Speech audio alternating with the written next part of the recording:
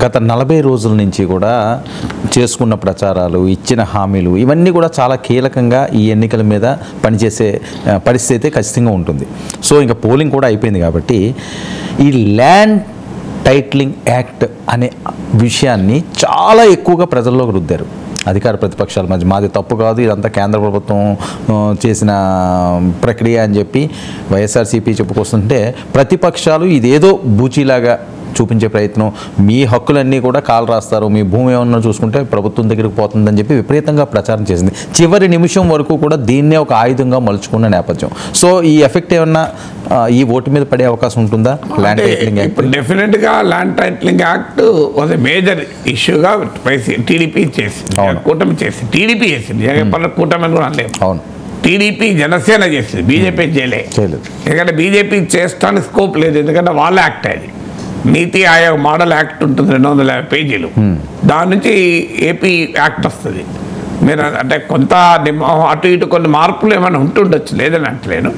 But ప్రైమరీగా it is NITI Aayog initiative. Purandeswari statement కూడా ఉంది కదా, నీతి ఆయోగ్ ఇనిషియేటివ్ అని చెప్పింది ఆమె అంగీకరిస్తూ. అయితే రాష్ట్ర ప్రభుత్వాలకు స్వేచ్ఛ ఉంటుంది, అడాప్ట్ చేసుకోవచ్చు చేసుకోకపోవచ్చు అని. కానీ but it is NITI Aayog act, BJP యాక్టే. అందువల్ల బీజేపీ యాక్ట్ టీడీపీ రద్దు చేస్తా అని చెప్పి పెద్ద క్యాంపెయిన్ నడిపింది. సో అందువల్ల బీజేపీ దాన్ని ఓన్ చేసుకునే అవకాశం లేదు ఆ క్యాంపెయిన్. బట్ టీడీపీ ఓన్ చేసుకున్నామా నిజం మీకు, ఎందుకంటే మీరు అన్నది నిజం. ఈవెన్ 2 days బిఫోర్ అడ్వర్టైజ్మెంట్ తీసుకున్న ఆంధ్రప్రదేశ్లో ఉన్న అన్ని న్యూస్ పేపర్లో పేజ్ 1 మీ భూమి మీది కాదు అని. ఎందుకంటే ఇది సైకాలజీ, నేను ఇద్దరు కూడా చెప్పాను. ఈ సైకాలజీ అంటే ఫియర్ అవర్షన్ సైకాలజీ అంటారు. అంటే పొటెన్షియల్ గెయిన్ తనకు. ఇంకొప్పుడు చంద్రబాబు నాయుడు పథకం, మేము పెన్షన్ 4,000 ఇస్తాను అన్నాడు. ఆ 4,000 ఇస్తాను అంటే తనకు పెన్షన్ 4,000 అందితే ప్రయోజనం కలుగుతుంది అన్నదానికి ఆకర్షణ అయ్యాడు కన్నా భూమి పోతుంది, ఆస్తి పోతున్న దానికి వికర్షణ ఎక్కువ ఉంటుంది. సో దీన్నే ఫియర్ అవర్షన్ థియరీ అంటారు సైకాలజీలో. అంటే పొటెన్షియల్ గెయిన్ పట్ల అట్రాక్షన్ కన్నా ఫియర్ పట్ల అవర్షన్ ఎక్కువ ఉంటుంది, వ్యతిరేకత ఎక్కువ ఉంటుంది.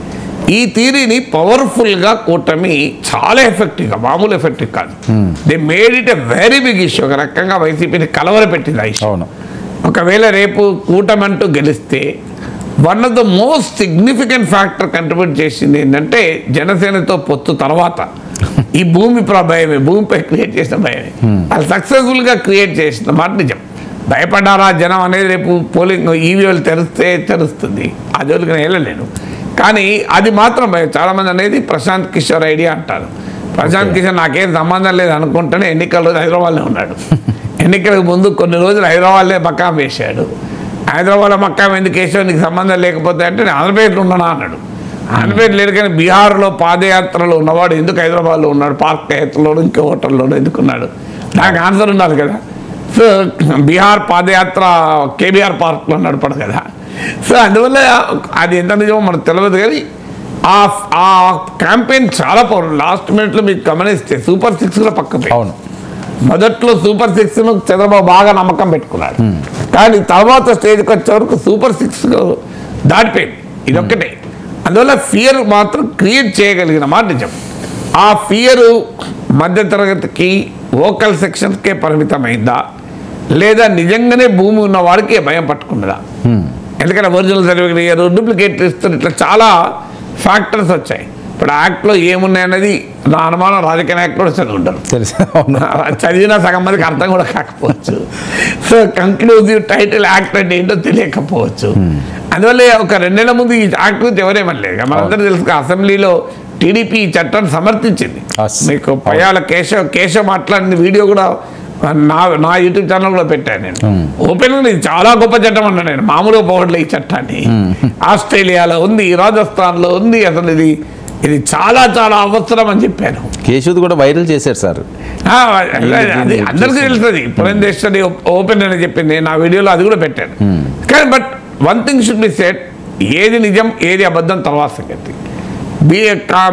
కూటమి మాత్రం దీన్ని నిజమని జనంలోకి పట్టుకెళ్ళడంలో విజయవంతమైంది, అనుమానం లేదు.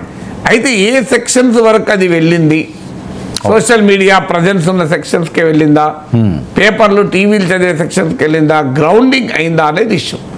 రేపు ఇది గ్రౌండింగ్ కనుక అయ్యుంటే, ఒకవేళ నిజంగానే ప్రజలు తమ ఆస్తులు పోతాయన్న భయం ఉంటే అది వైసీపీ మాత్రం పెద్ద ఛాలెంజ్. అయితే ఈ చట్టంలో ఏమున్నది అన్న దానికన్నా టీడీపీ వారు చేసే క్యాంపెయిన్ కన్నా ఏం జరిగింది అంటే చాలా చోట్ల వైసీపీ అంటే చాలా అంటేనే మెజారిటీ మైనారిటీ లెక్కలకు వెళ్ళడం లేదు. అనేక చోట్ల వైసీపీ నాయకులపైన వైసీపీ ఎమ్మెల్యేలపైన భూ కబ్జా ఆరోపణలు ఉన్నాయి, భూముల ఆక్రమణ. ఎక్కడైనా ఏ నియోజకవర్గంలో అయినా ప్రజల విజిబుల్గా అధికార పార్టీ నేతలు వైసీపీ నేతలు భూములు ఆక్రమించిన అనుభవం ఉందనుకో ప్రజలకు, ఈ చట్టం పైన టీడీపీ చేసిన క్యాంపెయిన్ పవర్ఫుల్గా నమ్ముతారు. ఎందుకంటే ఈ టీడీపీ క్యాంపెయిన్లో నిజానిజాలతో సంబంధం లేదు. కేశవ్ ఏమన్నాడు, పురంధరేశ్వర్ ఏమన్నాడుతో సంబంధం లేదు. బేసిక్ సంబంధం ఏంటి, వాళ్ళ రియల్ లైఫ్ ఎక్స్పీరియన్స్లో గనక అధికారాన్ని ఉపయోగించుకొని వైసీపీ నేతలు భూములు ఆక్రమించిన ప్రాంతం ఉంది అనుకుందాం, విజిబుల్గా వాళ్ళ దృష్టిలో ఉంది, అక్కడ మాత్రం ఈ చట్టం పైన కూటమి చేసిన ప్రచారం చాలా ఎఫెక్ట్గా పోతుంది. అందులో ప్రజలు నమ్మింది చట్టం చదివి కాదు, నమ్మినా నమ్మకపోవడం అనేది.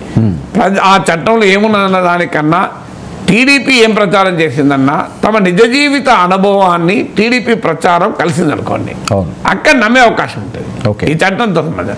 అందువల్ల అందువల్ల it's a very important thing to watch. Andhra Pradesh ఎన్నికల ఫలితాన్ని ఏ రకంగా ప్రభావితం చేస్తుంది అన్న ముఖ్యమైన అంశాల్లో ఈ ల్యాండ్ టైటిలింగ్ యాక్ట్ అనేది చాలా చాలా కీలకం.